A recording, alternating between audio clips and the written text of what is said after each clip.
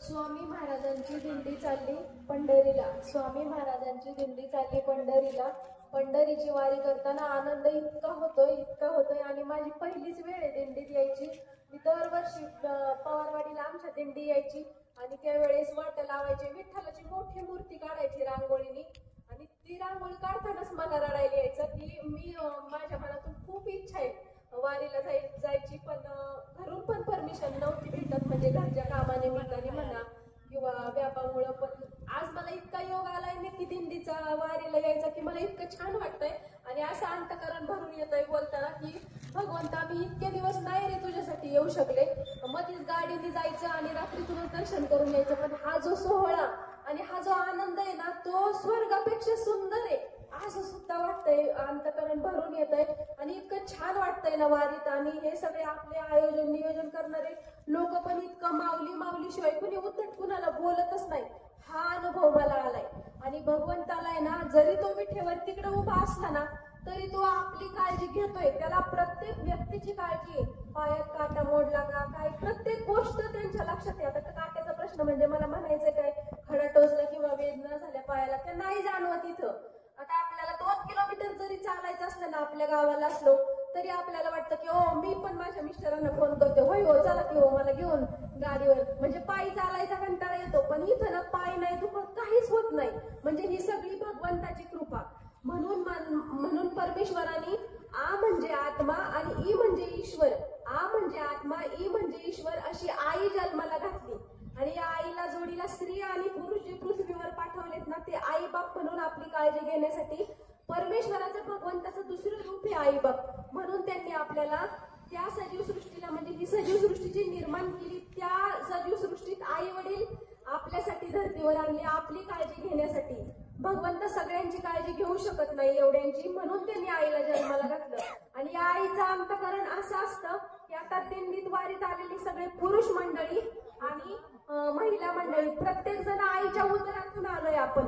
म्हणून म्हणते की आई जेव्हा आपल्या पोटात गर्भधारणा होते आपल्या मुलाची त्यावेळेस आई आपल्या मुलाला 9 महिने पोटात ठेवते. 9 महिने पोटात ठेवते. तर त्याचं मला उदाहरण सांगावं वाटतं की मुंगीला वारुळात जागा दिली, पक्षाला घरट्यात जागा दिली आणि गाईला गोठ्यात जागा दिली आणि परमेश्वराने आपल्याला मानव रूपी जन्माला आईच्या पोटात 9 महिने जागा दिली.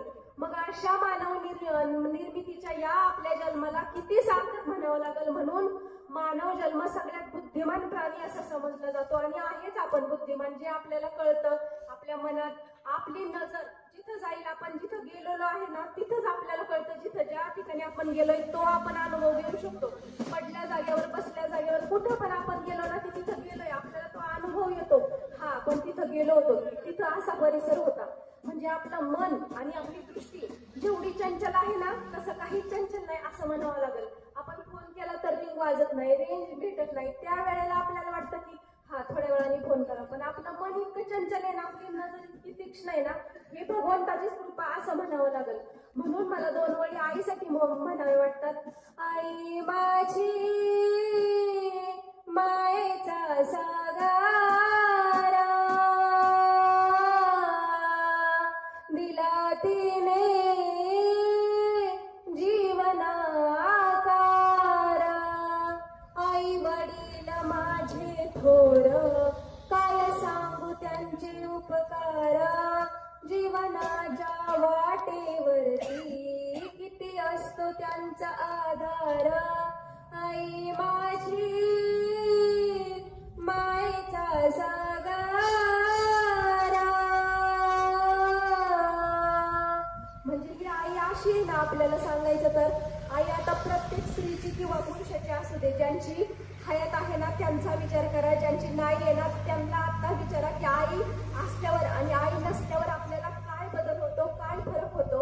आता प्रत्येक भगिनी आपली माझ्याच मैत्रिणीच्या मम्मीचा रात्री तिला फोन आला माझ्यासमोर आणि काय म्हणाले की बबडे अगं पिशवीतून पैसे काढेपर्यंत तू तुझ्या नवऱ्याच्या गाडीवर बसून गेली, मला तुला 4-10 रुपये द्यायचे होते आणि पिशवी जपून ठेव, सांभाळून ठेव, वारकऱ्यांच्यात चांगली मिसळ, आपलं मनोगत थोडस वाटलं तर मनोरंजन कर.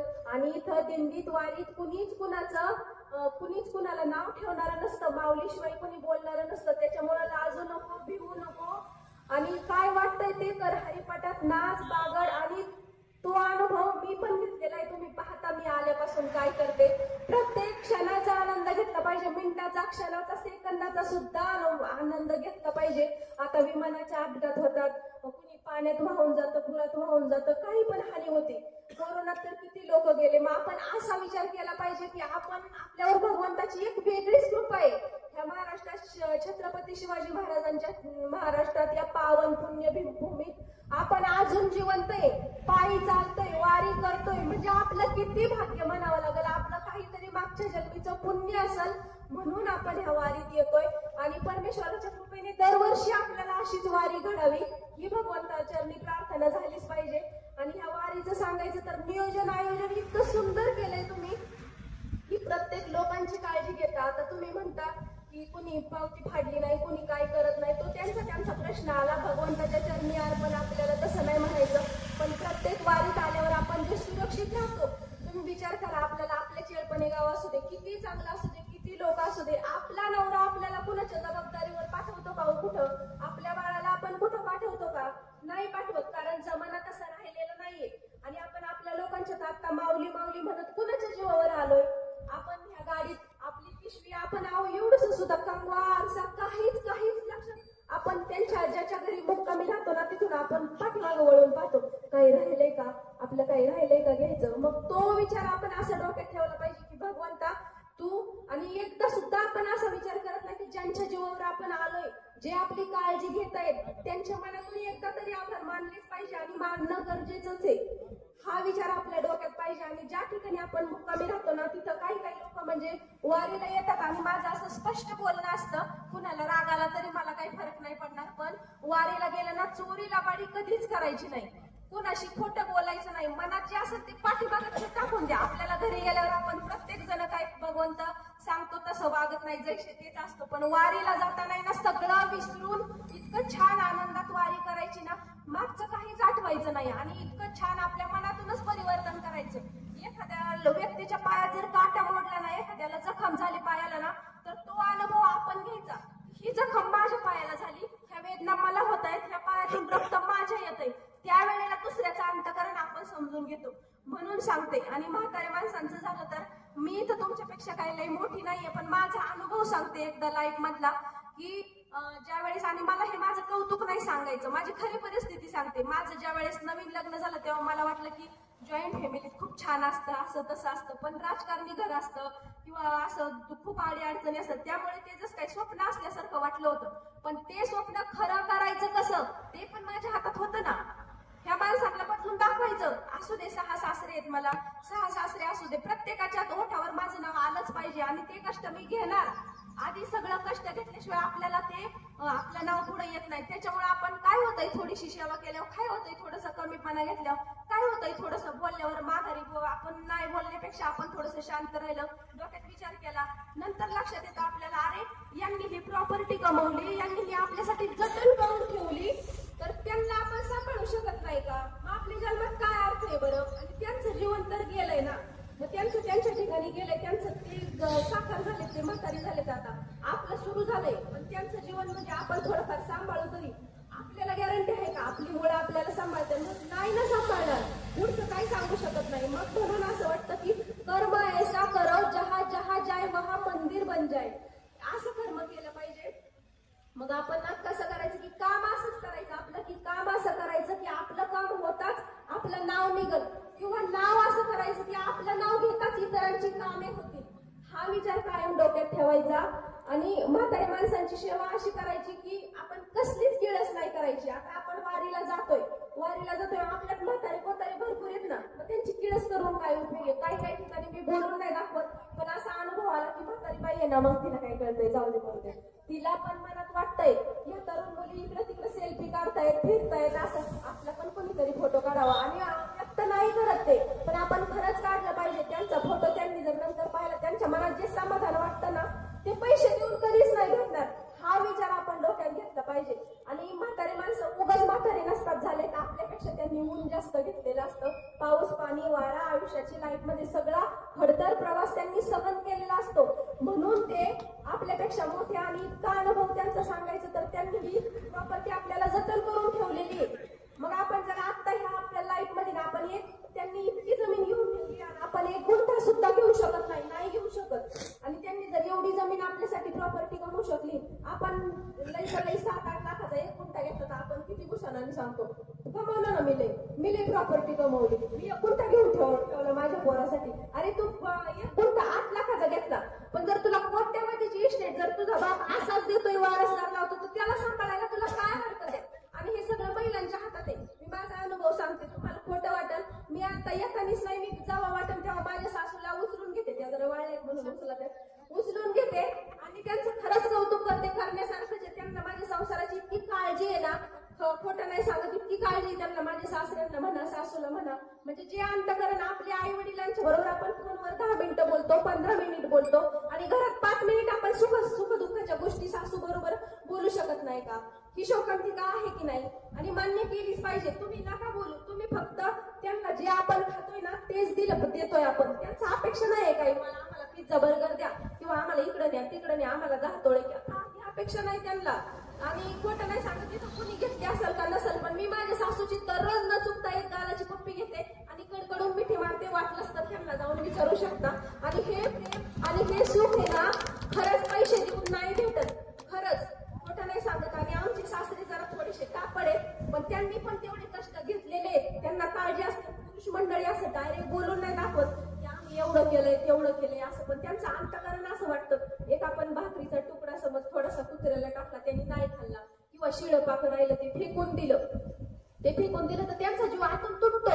त्यांना वाटतं आपल्याला ह्या भाकरी सुद्धा नव्हत्या, आपण किती लांब लांब कामं केले, आपण किती कष्ट घेतले, आणि आपल्याला ही भाकरी त्यावेळेला भेटत नव्हती. आपल्या सुना आता इतकं पीक चांगलं असतं, आपण ते दळण करतो, दळतो, चांगलं तेल तूप लावून भाजतो, हे करतो, तसंच वायाला जाऊन देतो. ते चुकीचं आहे का नाही बरं? मग त्यांचा जीव तुटतो, म्हणजे त्यांचा प्रत्येक गोष्टीत जीव तुटतो. त्यांना खूप वाईट वाटतं. जेवणाचा असू द्या, कपड्याला त्याचा असू द्या, कुठला ह्याचा राग नाही आला पाहिजे. आपण कसा विचार करतो की हा आम्ही आमच्या पदर आणतोय, यांची काय कुठं दुखत काही नको. अहो तुम्ही कुठून आणलंय? त्यांचा एवढा लहानपणापासूनचा एवढा मोठा 20-30 वर्षाचा मुलगा आपल्या ताब्यात देतात. आपलं बाळ देऊ का आपण घाई कोणाला? एवढा मोठा नवरा माणूस म्हणून आपल्याला देतात. आपण त्यांना जे वाटेल ते आपण त्यांच्याकडे हट्ट मागतो, ते पुरवतात नवरे लोक. मग थोडासा हट्ट आपण त्यांना पण विचारा ना, म्हाताऱ्या माणसाला, की आता माझ्या सासूबाईचंच उदाहरण सांगते. आमच्या आत्याचं नाव जिजाबाई खामकरे बरं का. मी म्हणते अगं काय जिजा, अगं काय बबडे, अगं काय सोने, अगं काय वाणे, हे शब्द वापरायला सुद्धा पैसे नाही लागत, पण त्यांचं जे चेहऱ्यावर हसू येतं ना ते सुद्धा छान वाटतं. आणि पप्पी घ्यायचं झालं ना तर आत्या काय म्हणते, तुला लय बाई मुक घ्यायचं ना. अहो हे सुद्धा पैसे देऊन खरंच नाही भेटत. आणि मला खोटं नाही सांगत, मी तर बोलून नाही दाखवत, पण खरंच माझ्या आईची तर आठवण येतीच. पण आईपेक्षा सासूबाईची सुद्धा खूप आठवण येते. अंतकरण भरून येतं त्यांची आठवण आल्यावर. म्हणजे साधं राहणं आणि उच्च विचारसरणी आपण म्हणतो ना, तसं असतं म्हाताऱ्या माणसाचं. तर प्रत्येकाने ही गोष्ट खरंच लक्षात ठेवा. आणि माझे 4 शब्द आहे ना, जे मी कॉन्फिडन्स मध्ये बोलू शकते, कारण मी ते केलेलं आहे. माझ्या आज सासूचं मी 2 ते पावणे 2 वर्ष जागेवर दुखणं काढलेलं आहे. सगळं त्या खुबेत मोडल्या होत्या. 6 जणी सासा होत्या, तरी मी त्या नाही म्हणल्या की आम्ही करत नाही, त्या पण करायच्या, त्यांचं हे नव्हतं. पण मी माझ्या मनाने हा स्वीकारलं होतं की ह्यांचं मी शेवटपर्यंत करणार म्हणजे करणारच. आणि ते खरंच केलं. आणि केल्यावर मला अनुभव आला की अरे म्हाताऱ्या माणसाचं केल्यावर म्हणजे आपण केलंच नाही ना केली, खूप छान वाटतं. गाणे म्हणून आंघोळ बिंगोळ घालायची, सगळं मस्त करायचं. मग तो विचार असा डोक्यात आला की आपल्याला हे फळ भेटतं. आणि म्हातारा माणूस सहज आपल्याला आशीर्वाद देऊन जातं. चालता चालता आपण आरे म्हणा, तो समोरचा का रे म्हणतो. आपण आग म्हणलं तर ती काग म्हणती, आहो म्हटलं तर का हो म्हणतात. अशी आपण जसं बोलू ना तसं आपल्याला प्रत्युत्तर येतं. मग आपल्याला गोड बोलायला काय हरकत आहे? चालता चालता आपण समज सरळ जा, बोलू नका, तर लगेच काय म्हणतात, हिच्या काय वाट उठला काय बाई, इथं माझ्या बरोबर नीट बोलायला सुद्धा लगेच आपल्याला वाट उठवत्यात. म्हणून आपण गोड बोलायचं. गोड बोलायला काही पैसे नाही लागत. आणि याचा विचार खरंच केला पाहिजे. आणि मला हे सांगायचं की आपल्याला आहे ना, चालता बोलता आपण एक चालतं बोलता एक म्हणजे चार्जिंग केलेलं मशीन आहे एक प्रकारचं. ते पण कधीतरी थकतं, कधीतरी दमतं. मग आपण आपल्या शरीराची काळजी घेतलीच पाहिजे. आपण सकाळी प्रत्येकाच्या, आता स्त्रीच्या जीवनाला कसं असतं, पुरुष पण भरपूर कामं करतात, त्यांना व्याप असतात, पण घरात आपलं काय काम असतं, सगळ्या परिवाराला एकवटून ठेवायचं, सगळ्यांची काळजी घ्यायची, सगळ्यांचं व्यवस्थित करायचं, सगळ्याचा. आपण सगळे कर्तव्य पार पाडतो, सगळं करतो, पण ते करता करता आपण आपल्या स्वतःसाठी 1 तास तरी वेळ दिला पाहिजे. म्हणजे मला सांगायचंय का, सकाळचं 1 तास उठून जर आपण व्यायाम केला आपल्यासाठी, लोक उठायच्या आधी, घरातली मंडळी उठायच्या आधी आपल्याला घ्या ना थोडासा त्रास, अर्धा तास पाऊण तास जरी लवकर उठले तर आपलं रोजचं रुटीन चालू होतंय.